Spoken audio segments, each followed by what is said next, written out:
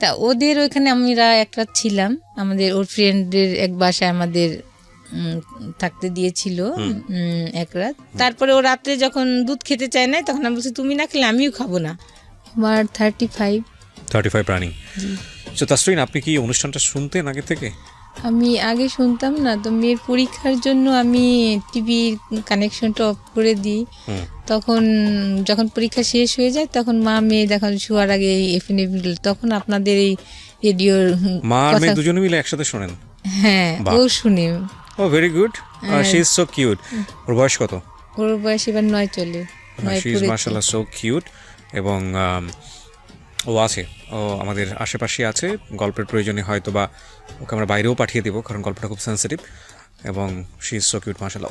ওই কি আপনাকে খোঁজ দিয়েছে এই গল্প অনুষ্ঠানের নাকি? হ্যাঁ, আমাকে বলে মাম্মু তাহলে তুমি যত কান্না করো, তুমি যে মন খারাপ থাকে সবসময়, তুমি তাহলে এখানে যে তো আঙ্কেলদের সাথে যে নাম্বার দেয়, তখন বারবার কয়েকটা নাম্বার নেয়, তখন ওখানে চেঞ্জ থাকে নাম্বার, যে ওখানে গানের কথা চলে আসে ওই নাম্বারগুলা।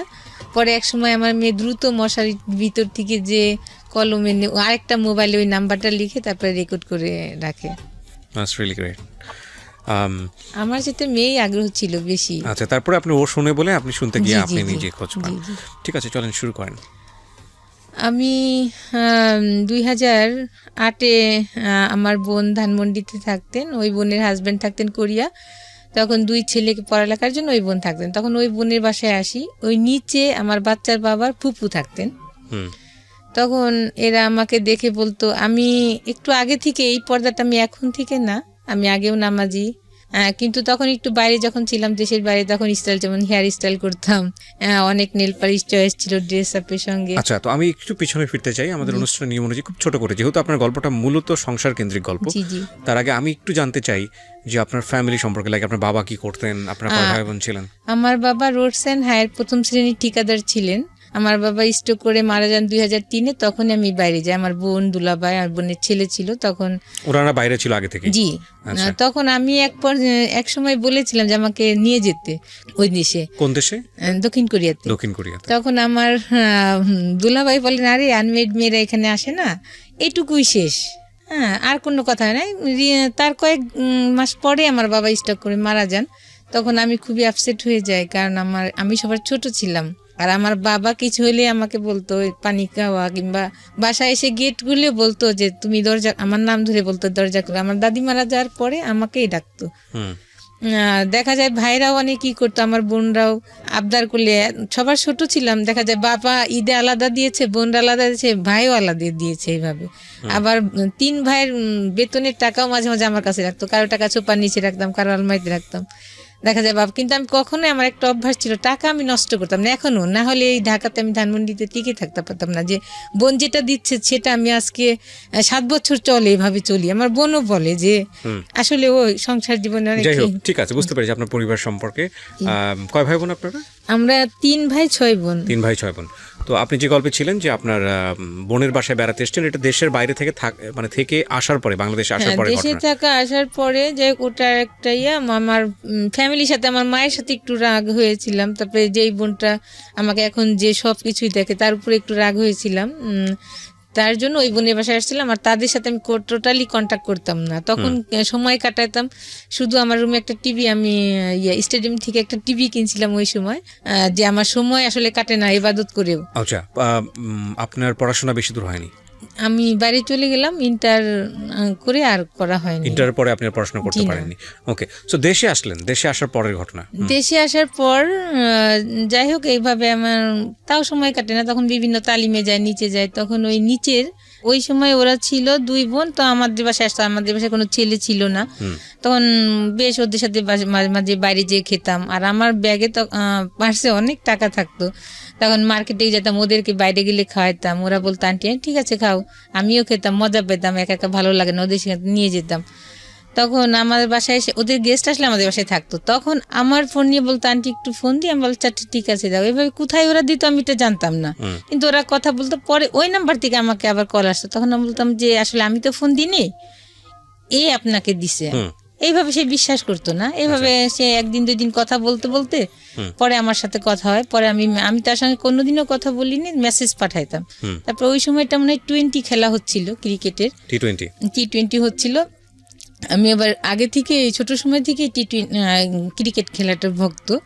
তখন দেখতাম আর ওনাকে মেসেজ বানাতাম। তখন বলতাম যে ঠিক আছে, আজকে যদি এই বাংলাদেশ জিতে তাহলে আপনার সঙ্গে আমি কথা বলবো, মেসেজ পাঠাবো না। তখন ওই টি20 জিতার পরে 2008 সালে তখন আমি তার সাথে ওই দিন থেকেই প্রথম কথা বলি। তখন আমাকে বলে যে আপনি নাম্বার, আমি বলি কি আসলে এমুক নামে কি আপনাকে চিনেন? বলে হ্যাঁ, আমার মামাতো বোন হয়। আমি বলি হ্যাঁ, ওরাই ফোন করতো, কিন্তু আমি কখনো আপনাকে ফোন করিনি এই নাম্বার থেকে, আমার নাম্বার নিয়ে ওরা কথা বলতো। এইভাবে তার সাথে পরিচয় হলে সে তখন কি করতো, আপনার যে 2008 সালে ভোটের কাজগুলা যে হইতো, বিভিন্ন জায়গা থাকতো, তখন অনেক কথা হতো। তখন বলতো যে আমি তো আজকে কথা বলতে পারবো না, আমার এখানে রিচার্জের নাই। তখন আমি নিচে যেয়ে ওকে কখনো 100 টাকা নিচে রিচার্জ দিতাম না। তখনও বলতো কি, আমি ফোন দিতাম না, যখনই রিচার্জ দিতাম তখন আমি আর ফোন দিতাম না, দেখি যে ওকে দেন, আমি তো রিচার্জ করেছি। জি, তখন দেখতাম ফোন যে বল কে যেন আমার মোবাইলে টাকা পাঠাইছে। আর ও যখন ফোন করতো ভোর 4টা পর্যন্ত দেখা যায় কথা বলতো। আর আমার ব্যালেন্স থাকলে, আমার ব্যালেন্স শেষ হলে ও আবার ধরতো। তখন আমি ফজর নামাজ পড়ে পরে ঘুমাইতাম। পরে আরেকদিন বলতো আমি আজকে কথা বলতে পারবো না, কারণ আজকে আমার একটা রিচার্জ না, এখানে নাই। তখন আমি আবার ওই দিন ধরা পড়ে গেছি যে হ্যাঁ, আমি টাকা দিচ্ছি তাকে। এইভাবে মানে একটা বিষয় ক্লিয়ার ছিল যে আপনাদের দুজনেরই ভালো লাগা তৈরি হচ্ছিল। জি জি, 14 দিনের কথা হয়েছে, আমাদের দেখা হয় নাই।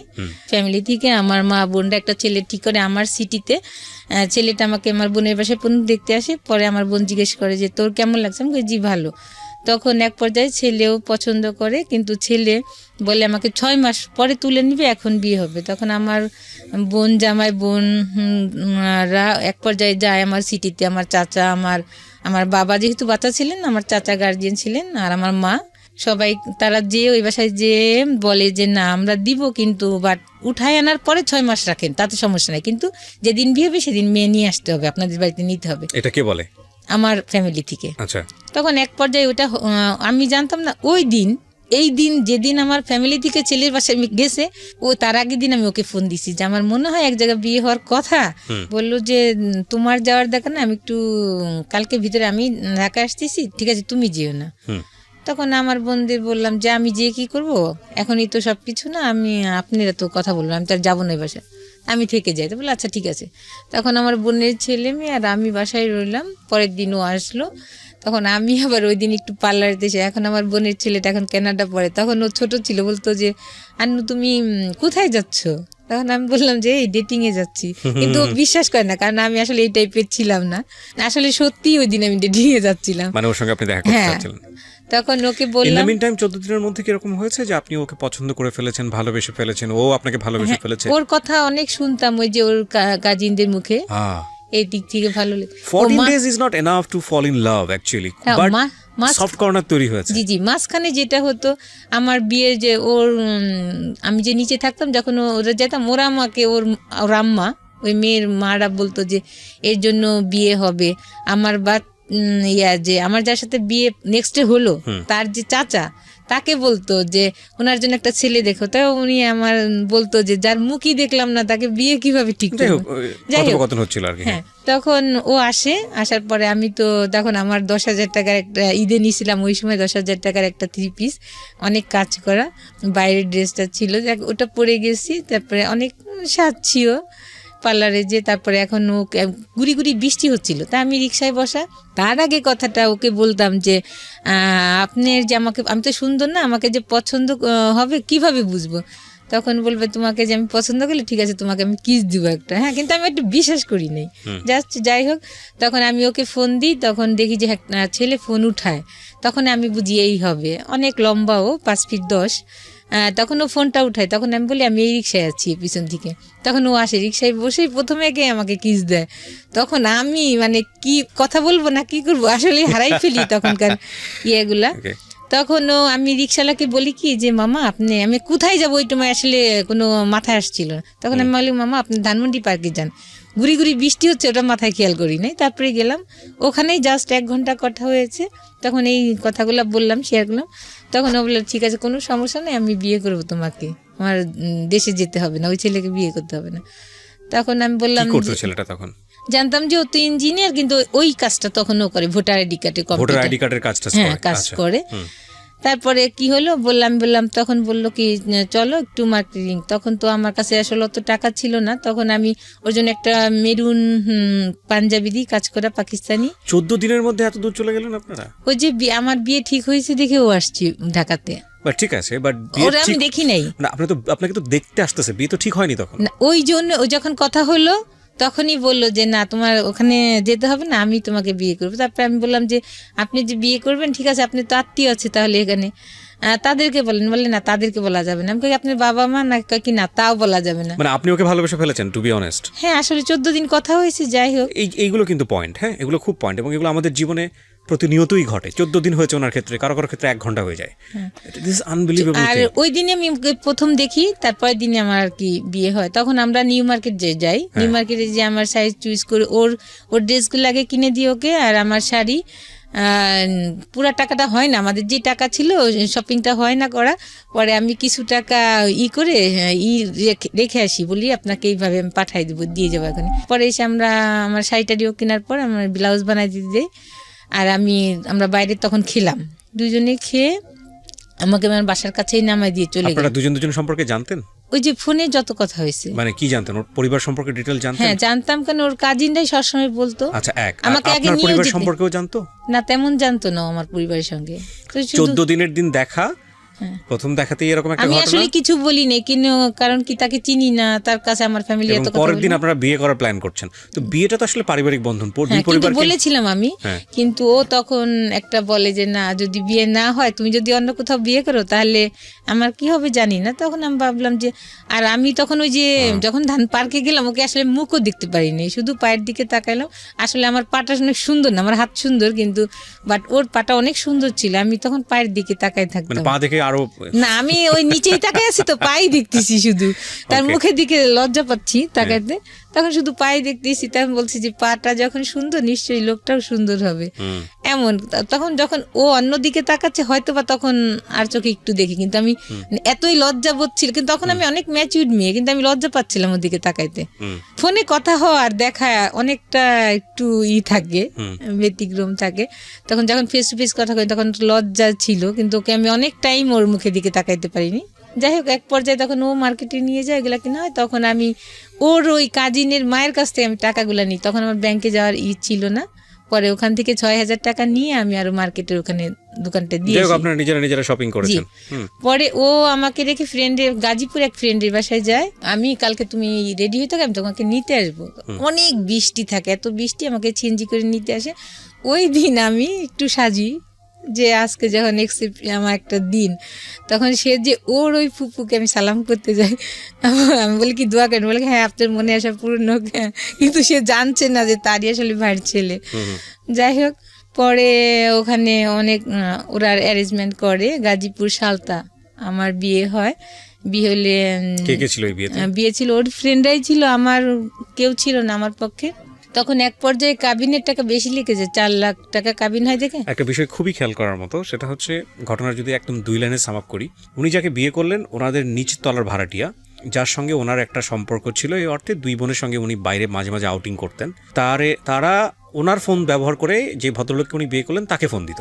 তো এইভাবে আসলে ওনার সঙ্গে কথোপকথন একটা পর্যায়ে, এবং 14 দিন কথোপকথন যেটা হয়েছে যে উনি অনেক বেশি লোনলি ছিল। ইতিমধ্যে উনি বাড়ি থেকে রাগ করে ওনার বোনের বাসায় আছেন, ওই সময়টাতে উনি টাইম পাস করছেন, বিভিন্ন রকমের কথাবার্তা বলতো ওই ভদ্রলোকের সঙ্গে। ইন দ্য মিন টাইম ওনার বাড়ি থেকে বিয়ে ঠিক করা হয়, সেটা ওই ভদ্রলোক জানতে পারে। জানার পরে ওনার সাথে ফার্স্ট দেখা, ইমোশনালি ওনারা একটা সিদ্ধান্ত নিয়ে ফেলেছেন, দে উইল ম্যারি। এবং যেখানে মেয়ে পক্ষের কোনো গার্জিয়ানই উপস্থিত নেই, ছেলে পক্ষের কয়েকটা ফ্রেন্ড আছে। এই বিষয়গুলো খুব খেয়াল করার মতো। আপনারা হয়তো গেস করছেন যে এর পরে কী হবে না হবে, বাট এগুলো আমাদের প্রাত্যহিক জীবনে হয়। হওয়ার পরে আসলে কি হয় সেটাও খুবই লেসন। আচ্ছা, আজকের স্টোরিতে হ্যাঁ বলেন। তারপর ওখানে নিয়ে যে বিয়ে হয়, তখন ওই কাবিনের টাকা করতে যে টাকা থাকে না, তখন আমার গলায় চেন ছিল, চেনটা রেখে আমি ওখান থেকে কিছু লোন করি, যে টাকা আমি পাঠিয়ে দিলে চেনটা নিয়ে যেতে।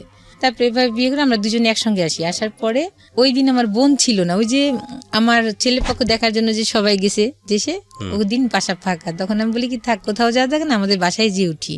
তা ওদের ওইখানে আমরা একটা ছিলাম, আমাদের ওর ফ্রেন্ডের এক বাসায় আমাদের থাকতে দিয়েছিল এক রাত। ওরা অনেক ফুল টুল দিয়ে ওখানে অনেক কিছু ওরা সাজায় আমাদের, অনেক বাসর রাত আপনাদের? জি, বাসর রাত ওরা ওখানেই করে। আর আমাকেও বরণ টরণ করা যেটা, এটাও ওরা করে এগুলা। তারপরে ফিতা দিয়ে আমাকে ফুল দিয়ে গেট রুমে ঢুকায়। তারপরে পরের দিন আমরা চলে আসি। আমি বলি তাহলে আমার বোন তো নাই বাসায়, আমাদের বাসায় উঠি, অনেক রাত্রে আসি। তারপরে ধানমন্ডির এসে 27 বসে আমরা ফুচকা খেয়ে বাসায় ঢুকি। খাবার খেয়েছিলাম কিনা জানি না। তখন বাসায় এসে থাকি। বাসায় আবার আরেকটা মা মেয়ে থাকতেন ওই বাসাতেই, বড় বাসা ছিল, আরেকটা রুমে ওনারা থাকতেন। তখন আমি উঠলে পরে ওনারা আবার আমাদেরকে শরবত, মিষ্টি না ওই সময় একটা শরবতই আমাকে খাওয়াইছিল মনে আছে। তারপরে আমি ওই কয়েকদিন রান্না করিনি, ওনারাই রান্না করে দিত। আমি ওনারা বলতে কি ওনারা আপনার হাজবেন্ডের আত্মীয় ছিল? না, তাহলে ওনারা অন্য পার্সন ছিল ওখানে থাক। ওই একটা বাসা জানতো আপনাদের সম্পর্কে, আপনারা দুজন ওখানে থাকতেন? যে আমি বলছি খালাম্মা আমি বিয়ে করছি, তখন বলছি যে নিচে ওর আত্মীয়, তখন ওনরা চিনে। যা কয়েকদিন থাকার পরে তখন ওই মহিলা মাঝখানে জানি না, তার ছেলে ম্যারিড ছিল কিন্তু আমাকে খুব ডিস্টার্ব করতো। আমার বোনকে আমি বলেছি অনেকবার, ওই যে মুরব্বী কি মা, ছেলে মাটা। তারপরে আর কিছু বলি না। যখন আমি বিয়ে হয়ে আসছি, তারপর আমাকে রান্না টান্না করে আমাদের দুজন কাজ খুব আদর যত্ন করছে। মাঝে যে নিচে ওর ফুপুকে যে আবার উনি এগুলা করছে আমি জানি না। পরে উপরে আছে, তখন আমাদের রুম বাইরে থেকে তালা দেওয়া যে ওরা নাই, কিন্তু উনি কি বলছে যে ওরা ভিতরে আছে। এখন আমাদের দুইজনের তো অনেক ওয়াশরুম চাপছে, কিন্তু বেরোইতে পারছি না। ওরা যাচ্ছে না 12টার পর্যন্ত এই বাসাতেই, ওরা মা মেয়ে ওর কাজিন ওর পুপু ওরা বাসাতে। তখন এক পর্যায়ে ওরা আর কতক্ষণ থাকবে, তখন ওরা নিচে যায়। তখন আমরা ওই 12টার সময় আমরা বের হয়ে ওয়াশরুমে যাই, যে পরে আমি কেন জানি আমার মনে হয় আমি একটু রেডি হয়ে বাইরে যাই। পরে ওই বিয়ের শাড়িটা আমি পরি, ও পাঞ্জাবি পরে, দুজনে পরে। পরে আমি বলি কি, ওনার যে মেয়েটা থাকতো, যে আমাদের সাথেই আরেকটা যে থাকতো খালাম্মা, ওনার মেয়েটা, আমি বলি কি আপা আমরা একটু বাড়িতে ঘুরে আসি। কেন জানি আমার মাথায় আল্লাহর তরফ থেকেই হয়তো বা, কারণ নাহলে ওইখানে গ্যাঞ্জাম হতো পরের দিন। পরে আমার বোনের বাসায় যাই, বলি আমি সরাসরি উঠে, যে ওকে আবার বলি নাই যে আমি আমার বোনের বাসায় যাই, চলো রিক্সা নিয়ে যাই। আপনারা উঠেছেন কোথায়? আমার ওই যে আরেকটা বোন যে ছিল, যে বোনটা কোরিয়া থাকতো, ওর না আপনি বিয়ে করে উঠলেন কোথায়? ওই বাসাটাই, ওই নিজের বোনের বাসাতে? জি। ওই বোন জানতো যে আপনারা বিয়ে করে এসেছেন? না, ওই বোন তো ওই যে বললাম না বাসায় ছিল না, যে আমার জন্য ছেলে দেখতে গেছিল সবাই দেশে। মানে ওই বাড়িতে আপনার আত্মীয় স্বজন কেউ ছিল না যেখানে উঠেছেন? বোনের ছেলে, কারণ একটা ছেলেকে নিয়ে গিয়ে আপনি উঠতেছেন, বাসার মানুষজন সন্দেহ করবে না? না, তখন ওই যে ওই খালাম্মারা ছিল, বলছি আমি যে বিয়ে করছি আমি। খালাম্মা বলতে কোন খালাম্মা এটা? মানে আমার বোন ওখানে তো বড় ফ্ল্যাট ছিল, দেখা যায় একটা রুমে ওই খালাম্মা তার মেয়ে ছিল, খালাম্মার হাজবেন্ড ছিল। এই খালাম্মাটা কি ধরনের খালাম্মা? ওই বাসায় থাকতো আমরা, যে আর কি আপনাদের সাথে ভাড়া থাকতো? হ্যাঁ, জি জি। আচ্ছা, ভাড়াটিয়া ছিল। তার আমার বোনরা তো সবাই মিট হয়ে গেল আমাদের বাড়িতে ওই ছেলে দেখার জন্য। ওই ফাঁকে তো আমি এটা খারাপ কাজটা করেই ফেললাম। যাই হোক, তখন বাসায় উঠি, তখন উনাকে আমার তো বলাই লাগবে, আমি বাসার ভিতরে আসছি একটা ছেলে নিয়ে, এটা আমি বলবো না। তারপরে আমি 2 দিন না 3 দিনের মাথায় পরে আমার ওই বোনের বাসায় আমি যেয়ে উঠলাম। রাত তখন 12টা 12:30 বাজে, বললাম যে আমি বিয়ে করছি। তখন আর কিছুই বলে না, আমার বোন হাসলো, কারণ আমি তখন ম্যাচিউরি ছিলাম। আর আমি মাঝে ওই যে একটা ব্যাপারে ভাই বোনদের উপর রাগ হয়ে বিয়েই বসতে চাইনি, বলছি বিয়ের কথা শুনতেই পারতাম না। ঠিক আছে, আমরা স্টোরির দিকে আগে। হ্যাঁ, তারপর যাই হোক, তারপরে বিয়ে করার পরে এখন পর্যায়ে তো তারা জানছে। পরে ওরা যে ভিতরে সব আমার শ্বশুরকে ফোন করে বলছে, চাচা শ্বশুর, আমি জানি না এগুলা। পরে আমাদেরকে ফোন না, আমি ড্রেস নিতে আসি বাসায়, আমার বোনের বাসায় আমি থাকি। আমার বোন বলে কি, যাওয়া দেখা নাই, ওখানে কে রান্না বাড়া তোর দিবে, তোর এখানে থাক। পরে আমি ড্রেস আনতে যাই, ওর ড্রেস, পরে ওর শু আর ড্রেস আমি ব্যাগে নিয়ে আসতে, তখন দেখি যে ওর ফুপু তো বোন তালা দিয়ে রাখে গেটের, মেন যে গেট, নিচে কেচি গেট। কি ব্যাপার তালাকে? ওদের বাসায় বলি আপনি চাবি দেন তালাকে। ওদের বাসায় যাওয়ার পর ওরাও বাসা থেকে তালা দিই, কী ব্যাপার? তখন আমাকে ওদের বাসায় আটকানোর পরে ফোন দিলে আমি ফোন দিই, আমার বোন আমার দুলাভাই যায়, কিন্তু ও যায় না। না গেলে ওখানে প্রথম দেখি ওর বড় চাচাকে, আর আরেক চাচা, 2 চাচা আসছে। পরে 3-4 ঘন্টা আমাকে আজে বাজে কথা বলছে ওর পুপু। এর মাঝে বলে আমাকে, ওই সময়টা আমি শুনি, ওর চাচারাও বলে যে এই ছেলে তো ভালো না, তুমি যে বিয়ে করছো না জেনে, ওর তো একটা ছেলের সাথেও অ্যাফেয়ার ছিল। তখন বলে ওরা, ওই সময়টাকে আমাকে বলে যে একটা ছেলের সাথে অ্যাফেয়ার ছিল, ওই ছেলের জন্যই ও গলায় দড়ি নিতে চাইছে, কেরোসিন গায়ে ঢেলে ও আত্মহত্যা করতে চাইছে। আমি এর কোনো কিছুই বলি না, কিন্তু ভিতরে বলি আল্লাহ এখন আমি কি করবো। তখন মেন লজ্জা পাচ্ছিলাম, ওখানে বোন জামাই ছিল, আমি যদি একা শুনতাম কথাগুলা আমি লজ্জা পেতাম না, কিন্তু কষ্ট পেতাম, কিন্তু আমি মনে হচ্ছিল কি আল্লাহ মাটি, কিন্তু ওরা যে বকাবাজি করতেছে ওইগুলো আমার কানে যাচ্ছে না, আমি খালি এইগুলো আমার বোন দুলাভাই শুনতে। যাই হোক, তা আমি ওই সময় ফার্স্ট জানি এগুলো। এখন আমি কি করি, আমি না কিছুই বলি নাই। তখন আমার চাচা শ্বশুর আমাকে, যে উনি মারা গেছেন, উনি আমাকে একটা সার্টিফিকেট দিয়েছিলেন যে মেয়েকে একটা ধন্যবাদ, এত ঘন্টা ধরে এত মানুষ এত কিছু বলছে, যে একটা কথাও সে বলে নাই। তখন আমাকে বললো তোমার মতামত কি? আমি বলি কি আসলে তো আমি একটা অন্যায় করে ফেলেছি, আমি এখন কি বলবো, এটা আমি বলেছি ওকে যে গার্জিয়ানকে ইয়া করতে, কিন্তু ও গার্জিয়ানের আপনাদের করে না। আমি বলছি আমার গার্জিয়ান নিয়ে, ওর গার্জিয়ান নিয়ে, কিন্তু ওইগুলা করেন। এক পর্যায়ে আমি বাধ্য হয়েছি ওর সঙ্গে বিয়ে বসতে। তখন আমার বোন সব কিছু মিলে দেখেন ওরা করে ফেলছে। তখন আমার বোন বললো ও তো ম্যাচিউর হয়েছে, ও যদি বিয়ে করে একটা খারাপ কাজ করে না, ও তো খারাপ কাজ করে না, ও তো এতদিন ধরে আপনাদের এখানে থাকে, আমার বোন আরেক বোনও থাকে, তো এর আগে কি কিছু খারাপ শুনেছেন? বলছে না। তাহলে কিভাবে খারাপ বলতেছেন? আমার বোন সে বিয়ে করছে, কোনো খারাপ কাজ করে নাই। সে যদি এর আগেও একটা অকারেন্স করতো তাহলে বললাম না আসলে আমি জানতাম না আমার বোন খারাপ, কিন্তু আপনারাই তো সার্টিফিকেট দিচ্ছেন যে এর আগে কিছু শুনেন নাই, আপনারাই ভালো বলছেন, এর আগেও বলছেন, আর আমি নিজেও জানি আমার বোন ভালো। যাই হোক, তখন এক পর্যায়ে আমার চাচা শ্বশুররা সার্টিফিকেট দেয়, আমার শ্বশুরের বলে যে না এরা ভদ্র ফ্যামিলি, এরা জব করে, সবাই শিক্ষিত, বাবা নাই মেয়ের, কিন্তু এরা এর ভগ্নিপতির দেখলাম এরাও খুব ভালো, কথাবার্তা বুঝে মনে হয়েছে। তখন আমার শ্বশুর ফোন দিল, ঠিক আছে ওদের এইভাবে আসা দরকার নেই, ওই দিনই ফোনে ওদের একটা অনুষ্ঠান করে নিয়ে আসবো, 3 তলায় আমি কমপ্লিট করি, টাইলস বসাই, তারপর ওদেরকে নিয়ে আসবো, ওরা যেন এমনি নাচ চলে আসে। যাক, এটাই ফাইনাল কথা। তখন আমি আমার বাসায় যেয়ে রইলাম এক পর্যায়ে। তারপরে মনে হয় এর 15 দিন পরেই আমার শ্বশুর দিন দিবে, বিয়ের দিন ডেট ঠিক হবে, ওই দিন আমার চাচা শ্বশুরও যাবে বাসায়। আমার শ্বশুর আবার গ্রামের বাড়িতে গিয়েছিলেন, ওখান থেকে আসার সময় সে নৌকায় একটা নদী পার হইতে হয়, গ্রামের বাড়ি থেকে আসার সময় নৌকাতে উঠার আগেই সে মনে হয় ওয়াশরুম চাপে সাইডেই ওয়াশরুম করতে যে স্টক করে, ওয়াশরুম করতে যে সে উঠে সাথে সাথে সে স্টকে পড়ে যায়। ওখান থেকে তাকে হাসপাতালে আনতে আনতে সে মারা যান। তখন আমাদের বিশ্বাস হয় না, তখন আমার ওই বড় চাচা শ্বশুর ফোন করেন যে তোমরা কি কিছু জানো? আমরা বলছি না। তখন ওকে বলে যে তাই তুই চলে আস। তখন আমার বোন বলে যে তাহলে তুই ওর সাথে যা, আমাকে বলে। তখন আমিও যাই, আমি মনে হয় যাই সঙ্গে, ওর যাই গেলে পরে ও বাড়িতে নেন আমাকে। ওর একটা স্যার ছিলেন, স্যারের বাসায় আমি থাকি টিটিসিতে, আর ও বাড়িতে যায়। ও বাড়িতে যাওয়ার পরে আমার দুলাভাই আবার যায় ওই দিনই, ওর সঙ্গে আমার দুলাভাই যায়। পরে গেলে আমার দুলাভাই ওই সময় মৃত বাড়ি গেলেও সে তার যে সামাজিকতা সেটা করে গেছিলেন, দাদি শাশুড়ি, নানি শাশুড়ি, আমার শাশুড়ির জন্য শাড়ি, এগুলা সব সে সামাজিকতা করে গেছেন। তখন তারা বললো যে দেখেন এখন তো এই পর্যায়ে অনুষ্ঠান করার আসলে মন মানসিকতা নাই, আর মানুষও একটা খারাপ বলবে, তাহলে আপনি ওকে, আমার বাচ্চার বাবার কথা বলে যে ওকে যে নিয়ে আসুক। এক পর্যায়ে আমাকে নিয়ে যায়, ও অনুষ্ঠান ছাড়াই নিয়ে যায়, গ্রামের বাড়িতে উঠায়, ওখানে ছোটোখাটো অনুষ্ঠান হয়, তারপরে আমাকে শহরের বাড়িতে নিয়ে আসে। তারপর শাশুড়ি ওই বাড়িতেই থাকে, গ্রামে থাকে। আমার বোনরা আমাকে রেখে আসে শহরে। এক পর্যায়ে আমাকেই সব বহন করতে হয়, তাদের শুধু ঘরে চাল ছাড়া আর কিছু লবণও রাখে না, আর কলের পানি ছিল। আমার বোন আমাকে 10,000 টাকা দিয়ে আসে যে হাত খরচ বাবদে, ওই 10,000 টাকা আমি 1 মাসে খরচ করি, এর ভিতরে আর কোনো বাজার কর না। তারপর এক পর্যায়ে সিলিন্ডারে গ্যাস শেষ হয়ে যায়, আমি চুলাতে রান্না করতে পারি না, পরে আমি গ্যাসও কিনি। এক পর্যায়ে তারা আর বাজার করে না, কিছুই করে না, কিন্তু তার ভিতরে আমি যাওয়ার পর থেকেই তারা করে যে আমাকে ছাড়াবে। নেক্সট একটা কথা, আমার দাদি শাশুড়ি ভাই উকিল ছিলেন, তা ওনাকে আবার আমার শাশুড়ি ওনার সঙ্গে যোগাযোগ করে যে ওকে নিয়ে কথা। তখন আমার হাজব্যান্ডকে নিয়ে যায়, আমার দাদি শাশুড়ি ফোন করে নিয়ে যায়, বলে যে কত টাকা কাবিন করছি, সেগুলো বলে কি বুঝে শুনে করছিস, এত টাকা কাবিন করছিস, বউ তো ছাড়তে হবে। বলে আমি বিয়ে তো করছি ছাড়ার জন্য না, যাই বিয়ে করছি ছাড়ার জন্য না। এইভাবে অনেক ঝামেলা চলতে থাকে। আর আমাকে যত শাস্তি যত প্রকারে আছে, আমাকে ডাইনিং স্পেসে শুইতে দেয়। দেখা যায় যে ও আসলে আমি সারাদিন আমরা কথা বলতে পারি না, আমি যদি কিচেনে থাকি ও কিচেনে যে আমার সঙ্গে কথা বলে, আমাকে ধরে কিচেনে।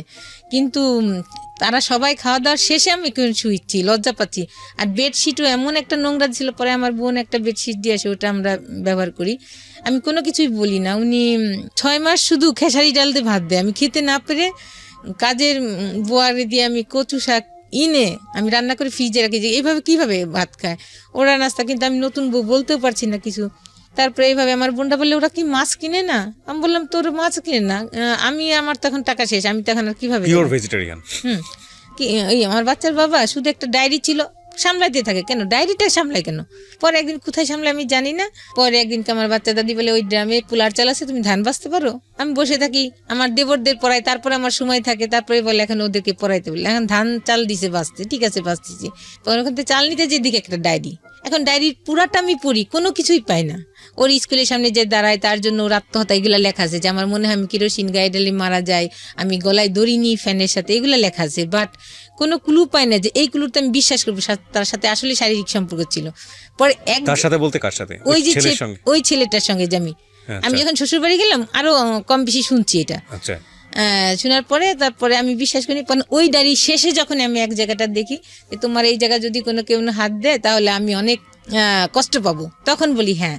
সে যখন তার আগে আমি ডায়েরি পুরাটা পড়ছি, কোনো ক্লু না পেয়ে ওই কথাটা যখন, তখন আমার আর কিছু লাগে না যে হ্যাঁ তার সাথে ছিল কিছু একটা, মানে এটা দুজনই ছেলে সম্পর্কই ছিল। হ্যাঁ কিছু একটা ছিল, সবাই বলছে, ওর মা সবাই জানে, ফ্যামিলি জানে, কারণ একই রুমে থাকতো দীর্ঘদিন। This is the very important thing. আমি কেন বারবার বলি এই গল্পটা কমন, মানে এই গল্পের প্রেক্ষাপটে আমি যে কথাগুলো বলবো সেগুলো কমন, খুবই কমন। বারবার বলি, প্রতিবার বলি, বিয়ে একটা পারিবারিক বন্ধন। বিয়েটা কখনোই ভেরি শর্ট টাইমে, ইট ইজ নট ফ্যান্টাসি বস, এগুলো ফ্যান্টাসি না, বিয়ে জিনিসটা ফ্যান্টাসি না। বিয়েটা দুটো মানুষের মধ্যে হয় না, দুটো পরিবারের মধ্যে হয়, অ্যাকচুয়ালি তাই। এবং ভালো করে একটা মানুষকে না জেনে, না বুঝে, না শুনে কখনোই এই সিদ্ধান্তটা নেওয়া উচিত না এবং উচিত না। কারণ বিয়েটা মানেই দায় মুক্তি না, বিয়েটা মানেই দায় সারা না। বিয়ে হয়ে যাওয়া মানেই হচ্ছে যে সব কিছু শেষ হয়ে গেলো তা না, বিয়ে হয়ে যাওয়া মানে হচ্ছে সব কিছু শুরু। এবং এই ভুলগুলো আসলে আমরা ইমোশনালি যে কত বড় স্কেলে করি, আনথিঙ্কেবল। বলেন তারপর। কিন্তু ও যে এই ধরনের আসলে বোঝা। আপনি পেলেন, তারপরে কি করলেন? পেলে পরে তখন এর আগের কথাটা বলি, ওই যে যখন অনেক রাতে আমি ওই ডিসিশন নিয়েছিলাম প্রথম দিনে, ওর চাচারা যখন মিট হলো ঢাকাতে, আমি যাওয়ার আগে শ্বশুরবাড়ি, বলছিলাম যে না ওকে আমি ছেড়ে দিব, কিন্তু ও সারা রাত আমার এই দুই পা ধরে বসেছিল। আপনি ওকে জিজ্ঞেস করেছিলেন যে তোমার সম্পর্কে কোনো শুনেছি এটা ঠিক কিনা? বলে এগুলো মিথ্যা। তাহলে আমি বলে কি করে বিশ্বাস করি, তুমি কি করলে আমি বিশ্বাস করি? আমি কি কোনোদিন যদি আপনার কিছু শুনি তোমার, তাহলে আমি করব। তখন আমার এই সারা রাত পা ধরে বসেছিল যে তুমি আমাকে ছেড়ে যেও না, হ্যাঁ তুমি কোনোদিন আমার কোনো খারাপ কিছু পাবা না। তখন একটা ছেলে যদি এইভাবে কান্না করে, এত করে, সে আপনি ডায়েরি পেলেন, তখন নেক্সট যে তার ডায়েরি পেলাম, তখন তো আমার অনেক দিন তার সাথে সংসার জীবন হয়ে গেছে, তখন আর আমি কিছুই বললাম না। আপনি তাকে কোনো জিজ্ঞেস করেননি ডায়েরিটা কি? হ্যাঁ সে শুধু সামলাইতো। পরে আমি পাওয়ার পরে যখন তাকে টর্চার করলাম, এগুলা জিজ্ঞেস করলাম যে এগুলা, তখন সে 5 ওয়াক্ত নামাজ পড়ে, আমি 5 ওয়াক্ত নামাজ পড়ি, তার ভিতরে এগুলা তখন করলো কি, সে সব ডায়েরি আরো কাগজ টাগজ ছিল তার ড্রয়ারে, ওগুলা পুরাইলো আমার সামনে, পুরাই ফেললো ওই ডায়েরিটা, আরো কি কি কাগজ ছিল ওগুলো পুরাই ফেললো। বাট আনসারটা কি ছিল তার? কিছুই বলে না, শুধু হাসে এক পর্যায়ে রেগে সব পুরাইলো। পুরার পর তখন আমার তো নতুন সংসার, কোনো কিছুই রাগ না। বিয়ের কয় মাস পরের ঘটনা এটা? বিয়ের 2 মাস 3 মাস পরে। মানে আপনি তখন শিওর হয়ে গেলেন যে এরকম একটা সম্পর্ক ছিল? আর এলাকারও বলছে আমাকে এগুলো। যাই হোক, বলার পরে আমি তো সংসার করছি। এক পর্যায়ে আমার ছেলেটাকে এটা আপনি আইডেন্টিফাই করতে পেরেছিলেন ওই সময়? জি, ওদের পাশের বাসায় ছিল। তো রাতে ওদের কোনো বোন ছিল না, ওরা 4টা ভাই ছিল, ওদের 2 ফ্ল্যাট নিয়ে থাকতো, ফাঁকাই থাকতো রুমগুলা, ওর সঙ্গে রাত্রে থাকতো এসে, হয়তো বা বন্ধুর মতন খুব ক্লোজ ছিল এই পর্যায়ে। তখন যাই হোক, এগুলো সব আপনি ওর মুখ থেকে শুনেননি? না, ও আমাকে কিছুই বলে না। হ্যাঁ, ওর আত্মীয় স্বজন বলেছে। তারপরে এক পর্যায়ে আমি প্রেগনেন্সি হই, 2009 আমার মেয়েটা হয়। সংসার একটু খরচ বেশি বাড়তি লাগে, কিন্তু হয় না। যেটা ওর যে বাসার নিচেই যে দোকান ছিল, ওটার যে আয় হতো, দেখা যায় মেশিনটা তারপরে মাসে দ্বিগুণ টাকা লেগে যেত নষ্ট হইলে সারার জন্য। এইভাবে খুব ঝামেলা হইতে থাকে। এক পর্যায়ে অনেক গন্ডগোল হয় মাঝখানে। আমি বলি যে এইভাবে চলতে পারে না, বাচ্চার একটা জিনিস খাওয়াতে পারি না, একটা কষ্ট। হ্যাঁ, তখন ও এর যাই হোক, এক পর্যায়ে তখন ও করে কি, একটা চাকরিতে যায়, বাসার ভাড়াটিয়া ছিল পাশে, তারে ধরে ইন্স্যুরেন্সের একটা চাকরি নেয়। ইন্স্যুরেন্সের চাকরি 1 বছরে, 2012 সালে যায় চাকরিতে। প্রথম দিকেই মনে হয় চাকরিতে যায়। তখন সে ভালোই চাকরি করতে থাকে, বেশি স্যালারি ছিল না, তার ভিতরে আমি চলে যেতাম। সে জানতো, চুপচাপ কিছু বলতাম না। দেখা যায় আমার 4 বছরের সংসার জীবনে সে একবার একটা ইলিশ মাছ কিনেছিল, আর একবার বাইলে মাছ কিনেছিল, আর মেয়ের জন্য সে মাছ আনতো পাঙ্গা, সেটা দে। কিন্তু আর এদের এত সম্পত্তি, এতই, কিন্তু এটা এত হিসাবি, এত কৃপণ। ও যখন জবে যায়, আমি জানি না, মাঝে মাঝে এসে বলে যে আমার এক ম্যাডাম আছে, ওখানে ওই টেবিলটায় গেলে উনি এই কাজ কার্ড এক্সট্রা পায়, টাকা পায়। তাই আমি বলি আস্তে আস্তে দেখো, প্রায় ম্যাডামের কথা বলতো। তখন আমি এক পর্যায়ে বলি, এই তুমি এত ম্যাডামের গল্প, তুমি যে সহজ সরল মানুষ, তুমি তারপরে অল্পতেই মানুষের ফাঁদে পড়ে যাও। কয় কি আরে না ঝামেলা। আমি কী হয়েছে? কয় কি না ম্যাডামের একটা পারিবারিক সমস্যা। আমি কই কেন, ওনার ভাই বোন নাই? কয় হ্যাঁ, এক ফুপা আছে, ওনার হাজব্যান্ডের সাথেই হচ্ছে না ঝামেলা। এর ভিতরে কিন্তু সেই জড়াই গেছে, আমি জানি না। আমার বাচ্চার যখন সেকেন্ড বার্থডে, ওই দিনই ও প্রথম ঢাকায় যায়। পরে আমি এগুলো মিলাই, আসলে কি ওকে আমি অন্ধবিশ্বাস করতাম কেন জানি। আমি ভাবতাম না ও সত্যই কোনো বাসায় মেয়ে আসলে বাইরে ও তাকাইতো না, তাদের মুখের দিকে তাকাই কথা বলতো না, তাদের সাথে কথা বলতো না, শান্ত স্বভাব ছিল। আমরা যদি কথা বললে বলতো যে তোমরা তো বাইরে যাও না, বাইরে গেলে তো মুখ আমার দেখায় যায়, তোমরা এত জোরে কথা বলো কেন, বাসার রাস্তা থেকে শোনা যায়। এই ধরনের সে খুবই, আর সে কি বলবো, অন্য ধরনের মানুষ ছিল। আমার কাছে না, শুধু আমার ফ্যামিলিও বলে, কিন্তু সেই ব্যক্তিটা যে এত খারাপ কাজ করতে পারে এরপরেও।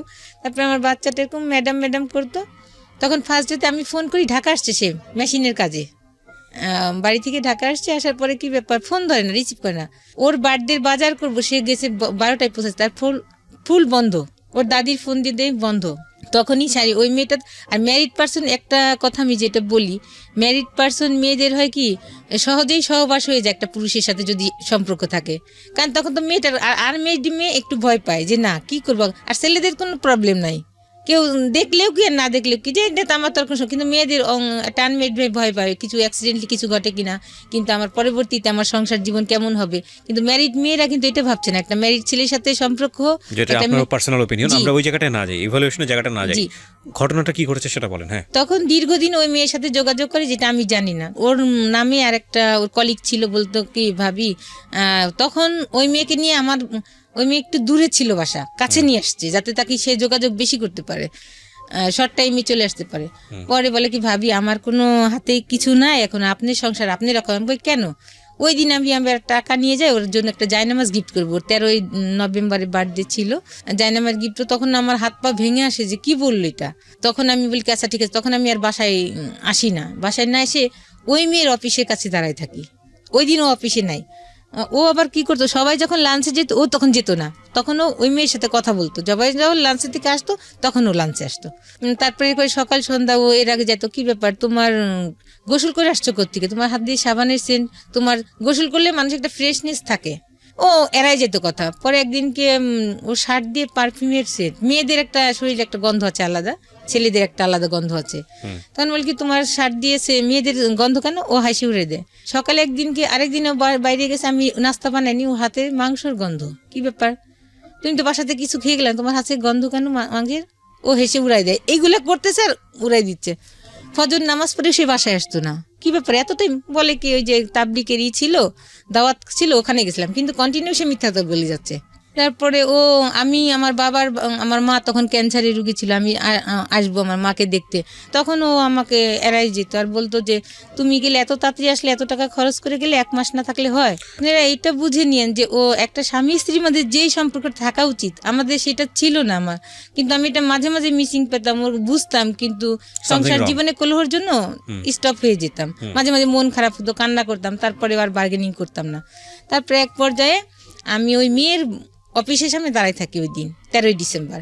আর আমি মার্কেটে যে ওর জন্য জায়নামাজ কিনি না, দাঁড়ায় থাকলে পরে ওই মেয়েটা অটোতে উঠে, আমি পিছনে অটোতে উঠি।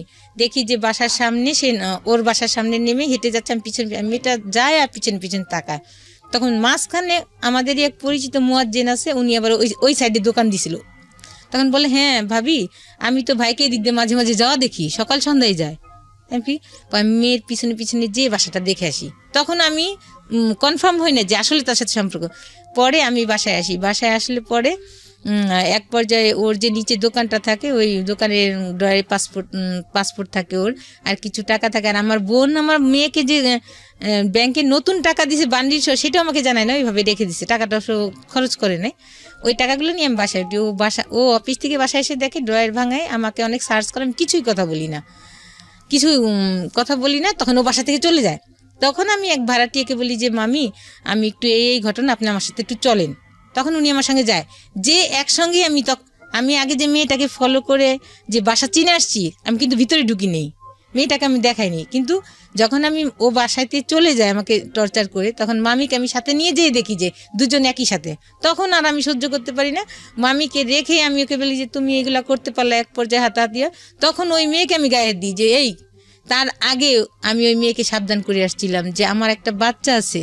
এর আগে যে আমি যে আপনি আমার সংসারটা নষ্ট করেন, ওকে আমি ভালোবেসে বিয়ে করছি ওকে, আপনিও আমার সংসারটা নষ্ট করেন না। বলে কি আপা আপনি কি বলেন এগুলা? তখন আমাকে নাস্তার সাথে আমি কিছুই খাইনি না খেয়ে, যাই হোক এই পর্যায়ে চলে আসি, আর কথা বলি না।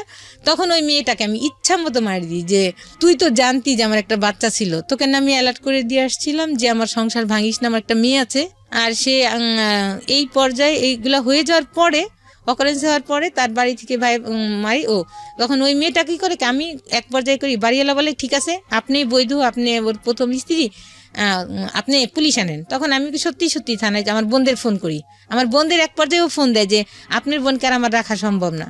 তখন আমার বোন আমাকে ফোন দেয়, তখন বলে কি ঠিক আছে তুই যা পুলিশ নিয়ে। পুলিশ আনার মাত্র তখন দেখি যে মেয়ে নিয়ে ও অলরেডি ওর বাড়িতে চলে গেছে, ওই মেয়ে নিয়ে, ওই বাসায় নাই, মেয়ে নাই। তখন পুলিশকে নিয়ে আমি আমার শ্বশুরবাড়িতে উঠি। ওঠার পরে প্রতিবেশী যারা আছে তারা আসে, তারা টাকাটুকু দিয়ে পুলিশকে সলিউশন করে দেয়, ওই মেয়ে থাকে। এক পর্যায়ে দেখি কি আমার বাচ্চার দাদি তার রুমে নিয়ে ওই মেয়েকে উঠাইছে। তার মানে সে যদি প্রশ্রয় না দিত, তার ছেলে কিন্তু আরেকটা কথা, সেখানে প্রশ্রয় অপ্রশ্রয়ের বিষয় না, ইভালুয়েশনটা আসলে আমাদের যারা শুনছেন দর্শক তারাই মূল্যায়ন করুন। ঘটনা আপনার লাইফে যেটা ঘটেছে আপনি সেটা বলে যান। তারপরে ওখানে উঠায়, তারপরে এক পর্যায়ে কথা হয়, তখন ওই মেয়েকে ওই রাতে রাখে ওদের বাসায়, আর আমরা তো দোতলায় থাকি। কিন্তু সে এর মাঝে সে করতো কি, বাথরুমে যে মেসেজ পাঠাইতো, কথা না, বাসায় যতটুকু রাখবে সে কথা না বলতে পারলে বাথরুমে যে মেসেজ পাঠাইতো। পরে আমার গার্জিয়ানরা গেল, অনেক টর্চার করলো, তুমি এই ধরনের কাজ করতো, সব জায়গায় কি তোমার সাথেই শুধু ওই মেয়ের দেখা, আর কারোর সাথে দেখা না? বলে হ্যাঁ আমি এটা অফিসে করি না, তুমি অফিসিয়াল কাজ, তার বাসায় বাড়িতে যেত না। ওই ঈদের কথাটা মিসিং হয়ে গেছে। সে করছে কি আমাদের বাসায় রেখে সে ওই মেয়ের বাড়িতে গেছে। প্রশ্নের উত্তর দেন। সেটা হচ্ছে আপনি যেটা বললেন যে মেয়েটাকে ছেলেটাকে আপনি একসাথে পেয়েছেন, পুলিশ নিয়ে আসছেন, তারপরে বিষয়টা কি মীমাংসা হলো আপনাদের মধ্যে? মীমাংসা কি ছিল? মীমাংসাটা ছিল আপনার সঙ্গে থাকবে আপনার হাজবেন্ড না বলে না, আমি এমনি গেছিলাম, আমি তাকে বিয়ে কিছু করি। মীমাংসাটা কি ছিল, রেজাল্টটা কি ছিল? আপনার সঙ্গে রয়েছে, হ্যাঁ আপনার সঙ্গে থাকবে, আপনি সেটা মেনে নিলেন। হ্যাঁ মেনে নিলেন, তার মানে সে ওই মেয়ের সঙ্গে আর যোগাযোগ করবে না। এরপরে ঘটনা সামনে দিকে আমি আমার ফ্ল্যাটে, আমি থাকতাম দোতলায়, ওরা আমার শাশুড়ি থাকতো তিনতলায়। তখন ওরা চলে, মেয়েকে আমার শাশুড়ি রেখে দিল, সকালবেলা পাঠাইলো। যাই হোক অফিসে আরো মানুষজন অনেক ঝামেলা হইলো। এরপর যে আবার করলো কি, সে এর মাঝে তো অনেক ঝামেলা গেছে, অনেক কিছু হয়েছে। আমার মামা শ্বশুরের সবাই আসছে, সবাই আমাকে ভোট করছে যে এই বউ, আমরা যতক্ষণ যদি কারেন্ট না থাকে এ হাত দিয়ে কোন দিক দিয়ে যা রান্না করতেছে, খাবারও দিচ্ছে আর হাতের পাখা নামতেছে না। সে আবার কি করলো, ওই মেয়েকে এক পর্যায়ে, এর মধ্যে তো অনেক ঝামেলা চলতেছে, ঝামেলা প্রায়ই হয়। সে কথা বলে আমি ঝামেলা করি। সে দেখা যায় যে নিচে আমি টিউবওয়েলে পানি খেতাম, সে আনতে যেয়ে সে কথা বলতেছে। সে আসলে পানি কলসিটা টিউবওয়েলে ওখানে রেখে, আমি তো বউ মানুষ, আমি নিচে যাব না খাবারের পানি আনতে, সেই আনতো। তখন সে নিচে যাচ্ছে, হাতিমালি কলেজের মাঠে যেয়ে সে কথা বলতেছে। মাঝখানে যে তখন মেয়ের গলায় বটি ধরছি, সত্য কথা বল, কার সাথে কথা বলছিস, না এই যে জব দিব তোর মেয়েকে। তারপরে বললে পরে সে বলে যে হ্যাঁ তুমি বটি নামাও, আমি সত্যি কথা বলতেছি। বললে পরে বলে যে ওর সাথে কথা বলতেছিলাম, কিন্তু আমার দরকার ছিল কথা। আমাকে দরকার তাহলে ঘরে বসে বলতা, আমার সামনে বলতাম, আমি তো কিছু বলতাম না। কিন্তু কন্টিনিউ সে মেয়ের সাথে চালাই যাচ্ছে। আবার কি করছে, যেই বাসায় যে গন্ডগোল হলো, সে কি করছে, ওই বাসা দেখে মেয়েকে আরেকটা বাসা নিছে।